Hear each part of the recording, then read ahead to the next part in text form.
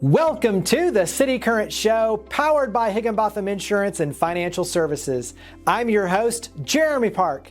Our mission at City Current is to power the good, and we do that through positive media, events, and philanthropy. This show features interviews with a mix of business and community leaders who discuss important efforts, trends, lessons learned, and ways to get involved so we can learn more about our community and work together to make a difference.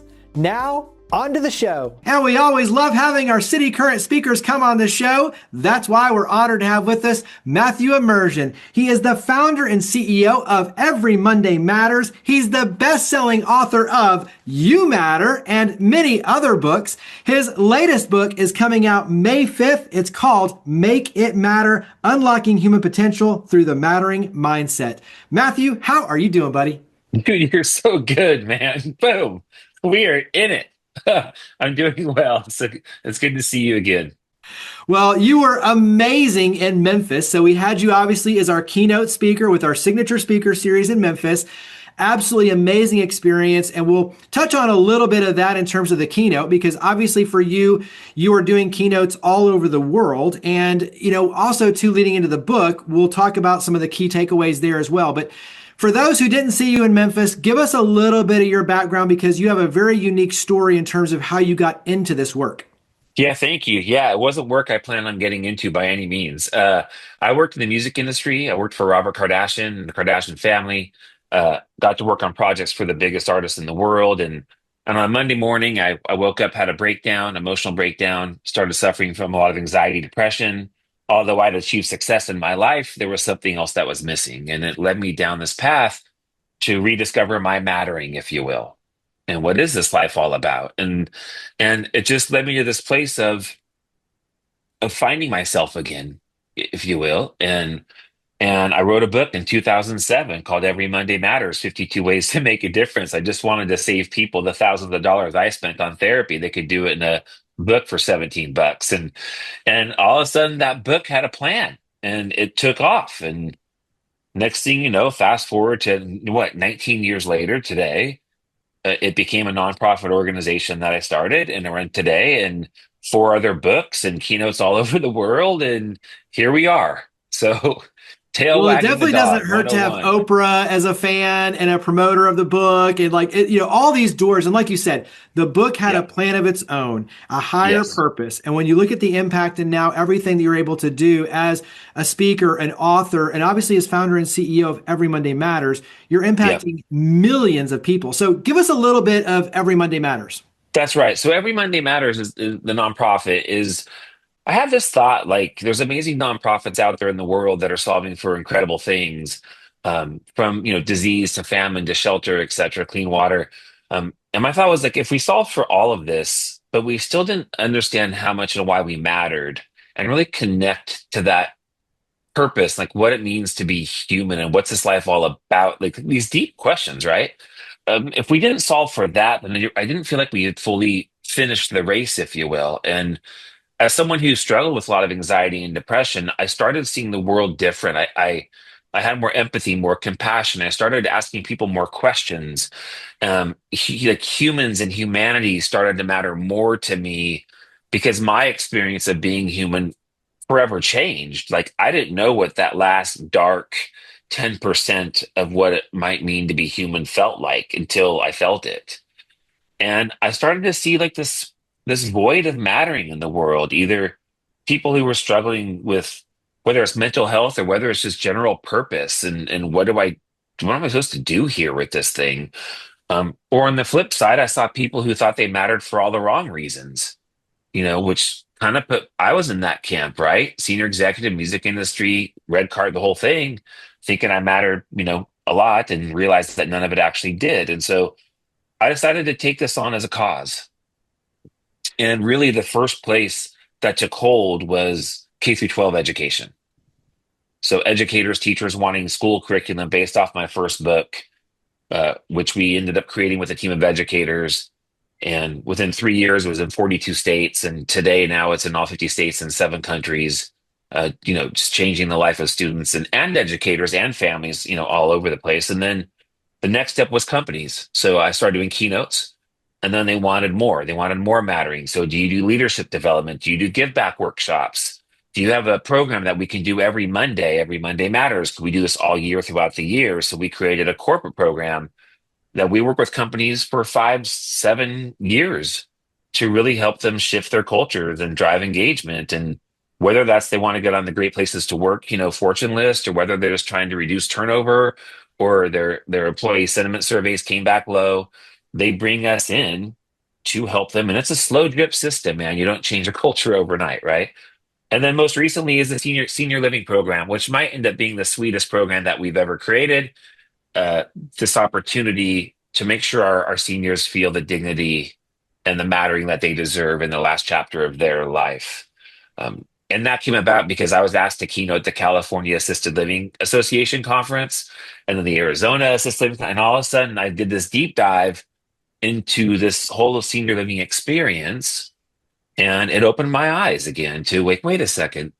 This isn't child's play here. It's not like romper room. Like these are humans that deserve the respect and dignity that I think they deserve. And so, again, I joke about this, but sometimes I feel like my life is somewhere between like Forrest Gump and like Steve Allen from The Jerk. Like these things, and people say, Matt, like, why do these things happen to you? And I don't know the answer other than I guess I just show up and I follow the need. I listen. I feel.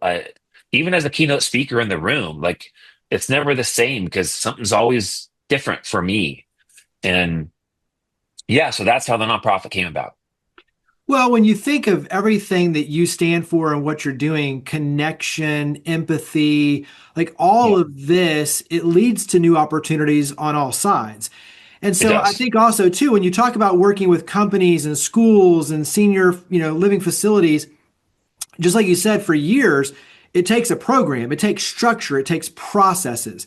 So you have a That's right. framework, a tangible framework. So while this is something when you talk about human connection and deeper understanding and higher purpose, you actually have a process and a structure to go through. So talk a little bit about that, and that will lead us into the next book. Yeah, absolutely. So sometimes people are confused by me because, yes, I'm an inspirational keynote speaker and they want to hear my story. But when your mission is to create a world where everyone knows how much they matter, for me to go talk about myself for 60 minutes doesn't feel aligned with that. So, like, I matter, but it's not about me, right? I'm there to serve an audience, and whether that's a person sitting in a seat or whether that's a company's greater purpose and mission, I had to have programming for both. And again, it really came from demand. So yeah, we created annual programs that we work with in companies and in schools and in senior living, if you will. But the thing about it, it's all based off the same framework. And that's what we call the Mattering Mindset framework. And it's a framework for transformation that we created, and we have developed programs from now for almost 2 decades, starting with mattering in the middle, and then going to the understanding I matter, you matter, we matter, then looking at values that matter to us, either individually or collectively, and then how those shift the way we see the world and see each other, and how the way we see each other then changes our actions and our habits, which allows us to create the future of whatever we want to create. And so it's the same theory of change, if you will, for anywhere we're creating programming. So the book, as I mentioned at the onset, it comes out May 5th. So that's the release date. There's a pre-purchase option that we'll talk about as well on this. Yep. But Make It Matter, Unlocking Human Potential Through the Mattering Mindset. Talk about what led you to write this book. I think it was time for me to kind of put a stake in the ground a little bit on a few things. Like that You Matter book you mentioned. It's a very sweet, sweet, inspirational, story-based book, and that people loved, and I loved writing. I think it was time for me to say, hey, listen, y'all, like we're not doing this right, and I talk about like, the weight of work, right? Work just feels heavy today. And every pre-call I have for a keynote, it's like I'm like, wow, like I feel like these people need a hug or something. It's just there's a lot going on, right? Even coming out of COVID and then AI and the uncertainty and what do I do? Whether it's senior leaders and the decisions they have to make, whether it's middle managers and their teams, whether it's employees, like, do I matter here anymore? Am I going to be replaced? There's just a lot of weight going on in the workspace, and there's also weight in the world today. I mean, a lot we're feeling the weight of the world right now, and so it's one of those things where I had to call that out in a way to say that we're not humaning well. We can human better. And I know we can. And here's a framework that we use at Every Monday Matters called the Mattering Mindset that we use to quote unquote help people human better for themselves and for those in their lives and for the greater good, if you will. And so it's really going under the hood of the framework, really breaking it down and giving examples and stories like where we've implemented this and seen the results it's had. Um, but yeah, I wanted to give people practicum. Like, again, if you're the founder of or CEO of a nonprofit organization, your work is very mission driven, right? And I don't mean that this isn't to be negative to anyone. I'm not I'm not just a keynote speaker. I do keynotes, I write books, but it's part about this greater mission that I'm on. And so if I go to a room for 60 minutes and I don't move the needle for that room, then I haven't served the mission, right? And so it's a problem for me as well. And so I just take that mentality to wherever I go. What resources can we develop? What does that group need that I noticed like maybe this group didn't need, but we should still present something for them? Wrap up with where we can go to pre-order that book, where we can get it after May 5th, where we can go to Yep. follow you. So website, social media, where do we go? Absolutely. I mean, it's on Amazon right now. It's on a bunch of websites right now for pre-sale. So obviously pre-sale numbers matter. So feel free to do so. If you're someone listening that might be interested in purchasing more than one or in bulk, I would just say email me, Matthew at everymondaymatters.com. The nonprofit's website is everymondaymatters.com. My personal speaking website is MatthewEmerzian.com. And my LinkedIn's Matthew Emerzian. And my Instagram might be something like that. I'm really good at Instagram. It's really my jam. But yeah, I'm easy to reach. You can call me 310-704-7040. I don't care. Like, you matter. Like, I trust you.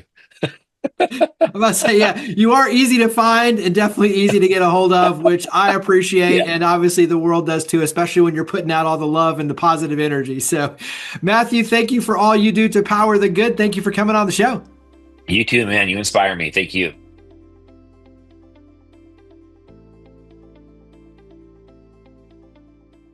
Higginbotham Insurance and Financial Services is proud to power the cityCURRENT Show. We're a people-first company that protects what matters most, the families, businesses, and trailblazers that keep our community going. As one of the nation's top independent insurance firms, Higginbotham is a single-source solution for business insurance, employee benefits, HR services, and personal insurance that's customized for you. We're here to serve you, the people you care about, and your community. Call 866-377-1959 or visit higginbotham.com. And we always love having our cityCURRENT partners come on the show. In this case, we're talking about the power of storytelling. That's why we're honored to have with us Michael Valletta, founder and owner of Quick Cuts Media. How are you doing? I'm doing great, Jeremy. Thank you very much for having me on. Well, you do so much. You bring all of our nonprofit spotlights to life. So you interview nonprofits and share their amazing stories, and we get to share those as a part of our signature speaker series events. You also help us in so many other ways, coming out to events, all of our philanthropic endeavors and sharing those stories. And so you are a storyteller through and through. But let's start with a little bit of background. When you talk about Quick Cuts Media, give us a little bit of the highlight for the company, and then we'll dive into the power of storytelling. Well, thanks for that glowing intro. Just a quick note, we finished filming another nonprofit last week. Video just got finished, and we shoot another one next week. And so I think we have done 40 or so since we've been involved with cityCURRENT. It's always a pleasure to learn about the nonprofits. They do unbelievable work in town. I was a freelance video guy. I'm not a video engineer, but I shoot, I edit, help tell stories, done all kinds of stuff, broadcast, non-broadcast, and we serve nonprofits, corporate business, a lot of corporate communication, corporate storytelling. And so that's how we got going. We've been at it for, 14 years now, I guess, 15, going on 15. June, I think it'll be 15 from the paperwork start. Yeah. Just means you have a lot of experiences. So when you look at the power of telling the stories, and as we both mentioned, working a lot with nonprofits, but corporations as well. And when you talk about everything from the training videos, social media, like videos permeate so many areas of business, of life. Talk about the power of video. I think when you look at the power of video, it helps bring forth the emotion, right? And emotion is how really, I mean, you can look at facts all day long. I can tell you facts about this nonprofit, that nonprofit, this company, that company. There's no emotion in those facts. And so the story, the medium of video, is going to help bring out those emotions to engage that person. And it is everywhere. It's in education. It's in even in HR, like, hey, here's a new policy, but let me tell you about the policy. And then kind of, this is what it does. It is in selling a product. It's in every area. Go online. You cannot go to a platform and not have advertisement after advertisement and story after story. And a lot of those advertisements are simply stories. And you watch the whole thing and you go, oh, that's what they were selling. So it is emotive. That's what makes the difference. Yeah, and I think that's kind of the key is stories are everywhere. We are storytellers as humans, the emotional connection. And, just like we're talking about, the power of video, though, is so important to understand. And just like you said, there's so many applications to it. So when you're sitting down, especially with a nonprofit, a business client, and saying, okay, what's the story that we're trying to tell? What are you looking for to bring out the emotion? What are you looking for that creates a good story? Usually, it's going to be, who are you, right at the beginning? How'd you get started? What do you do? But what is your passion, right? And when you ask a leader of a company or a nonprofit, what is your passion? Why do you do what you do? That's where you get the story, right? So we just interviewed for the next nonprofit, Youth Villages, and they go into homes and help troubled youth. Started in Memphis, but now they're in 29 states. And I watched a podcast with the leader, and he was passionate about helping. And that's what we look for. Can you get to that passion? And if you can get to that passion, that's going to engage on the other side. Talk about developing a plan, because the other thing for you and your team especially is it's the power of consistency. It's not just, okay, one big moment, make a splash, and then you wait another year. It's like, we need a strategic approach, a plan to put in place on how we activate and leverage this video content. So talk about the importance of a plan and consistency. If you don't plan, you are not going to continue after about, on average, 7 episodes. And you know this. How many hundreds of these have you done now? Right? And now you see people, they get it, right? They get it. But I've had people come to me and say, hey, I want to start a podcast, or I want to do this, or I want to do, and I look right at them, first conversation, friendly but firm. Do you have more than 7 episodes ready to go? And they, what? That's the average. People do 7 and they drop. I looked at a nonprofit yesterday online. They had great content. They did 1 season 4 years ago. The videos were great, but they stopped those conversations. I don't know why. They were good. So consistency is key. That takes a lot of pre-production. Like, where does this go after this, right? How do we maintain this, right? And then posting, right? You got to post to all the platforms, different formats, all that sort of thing. There's obviously formatting, like how do we film it, to make it like, this is horizontal. Now we can come in and cut the vertical. People have to, you got to think ahead about, well, I've got a social media manager. Yeah. Oh, you might, they might be able to do it, but you got a plan. Then you got to put that plan really on paper almost. Then you got to execute, and then you got to rinse and repeat, and you got to keep it going. If you do not have a long-term plan, don't just, one video is not going to do it. All this, though, goes back to having somebody that can help be the coach and the guide, right? Mm-hmm. And I think it goes back to that relationship. And just like you're saying, too, it's great to hear you saying, like, even, you have it over here, but now you got to edit it here for a vertical video for social media, for things like Instagram, and you have to do this, you have to do this. Like, all of those things, in many cases, especially on the business side, you don't know what you don't know. And Correct. so they come in with great ideas, but then you need somebody to say, okay, let's not only create a plan, but let's look at all the different ways that you can activate this. And that way we're all on the front end with how we need to tell the story, how we need to break it up, ultimately where it's going to live, how you're going to have consistency. So I think these are all important conversations when you talk about the strategy around storytelling and especially with video content creation. And so I think all this is to me really important. Give us maybe one or two tips when you talk about how to, be the most impactful with your storytelling. How to, create the most impactful video using your phone. Like, obviously you share so much insight and expertise, and I'm keeping this very vague and wide open. But give us a couple of your favorite tips around communication or video content creation, especially for those using their phones, because I know you work a lot with businesses that give you content from their phones. In fact, we just retrained a client last week. They were shooting some stuff this week. They're in Chicago. They shoot it on their iPhone, but they were like, but this is how we need to do it, and whatever. It's not really a cost thing. They have money, but they don't know when they're going to be able to grab these interviews, so they don't want to just have a crew sitting around all day for two things if that happens. So I said, well, let's, you got to pay attention to lighting, pay attention, da, da, da. So we went through the things. So always shoot in 4K, always shoot horizontal, get a good microphone, got a little DJI microphone, just pop on here, connects real easy. They're fine. Pay attention off camera, on camera. Do you want them looking right at the camera? That kind of stuff. That's just kind of like normal video stuff. But then keep it focused.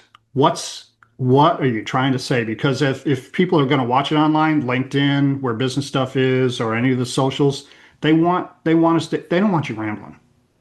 That you got to keep it focused, right? So once and that's where the editing comes in, right? Keep the viewer focused. I also think people are really, really sick of clickbait. So if you're not delivering what you say at the beginning or what your title says or all of that, I'm done with Jeremy. I'm done with Valletta. I'm done with Jeremy. I'm done with those guys. So keep it focused. Be honest. Tell that good story. Be passionate. Shoot it correctly. And if you need help with that, I can help you. We have trained several clients on it. This is how you do this. And then they come back to us for editing. We've had one client they're in healthcare tech, and they have an app on a phone, just iPhone, and they're killing it. Their company is doing great. And they will just interview doctors, and they will literally text me and go, here it is, fix it, do what you do. And we ingest, that's the start of post-production, ingesting into the system, organize it all for them. We have all of their branding. We have the relationship with them. I know what they want. I know what they don't want. We as a team know what they want and don't want, and we redeliver usually 24 to 48 hours. And they have done about 250 individual videos over the past 6 years since COVID started during COVID. So, but we keep them focused. And I said, how do they work? And they go, when we hit the right client, we have everything we do in those videos makes sense to them, to that client. And that's the other thing. I mean, you got to keep again, back to audience. What's the focus? What are we telling? Keep it authentic, keep it real, shoot it properly. It'll all come together. Yeah, and then obviously it's the truth, but it's the running joke in the movie industry is the editors, are the ones that make or break a movie. And it's the same 100%. thing, like in your world, like when you understand the power of editing and how 100%. It can turn, something into something that's magical, and it really is an art form. But all of this to me speaks to the human element and the professionalism that goes back into authenticity, trust, storytelling, everything that we're talking about. So carry that into where can everyone learn more about Quick Cuts Media? How can they take those first steps to learn about everything that we're talking about in terms of how you make it easy? So where do we go to learn more? We redid our website and constantly redo it, but we basically have three identifiers on the website. We say at social, in studio, on site. So those three areas, right? We just put the right people in place. At social, we have people, editors behind the scene. They're just going to take your content. I shot the stuff. Break it down, give it to me, right? Give it back to me. So we have a simple download site for that. in studio. We got a small studio downtown in Nashville, green screen, and probably going to start that into a podcast studio too as well soon. We have free parking there, and for those in the Nashville area, And then on site, we have larger clients too that we have had for years: Nissan, Bobcat, Crunch Gym, Firehouse Subs, Myco, which is a manufacturer of industrial dishwashers, and several others. So we take a team and go film and come back and knock it out. I will say one more thing about nonprofits. So as we've done a lot of these nonprofits for cityCURRENT, they've come back to us and said, "Hey, we really like the way that story was told. We need help over here. Can we do that?" So we work with a lot of nonprofits outside, that just come back and go, "We need that. We've had several of them that we've worked with for 5 years now, 5-6 years. So it's been, we love to work with nonprofits. We know your budgets are tight. We just know.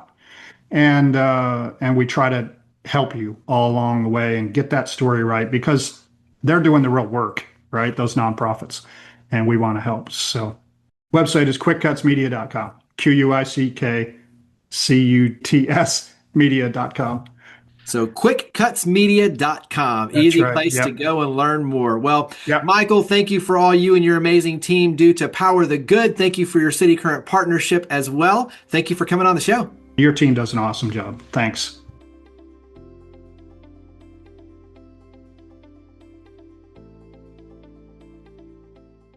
Thank you for watching the cityCURRENT show. To learn more about each of the guests, to share your stories of others, leading by example, or to watch past episodes and more media focused on good news, visit our website at citycurrent.com or follow along on social media using the handle or hashtag cityCURRENT. We look forward to seeing you again soon, and thank you for all you do to power the good.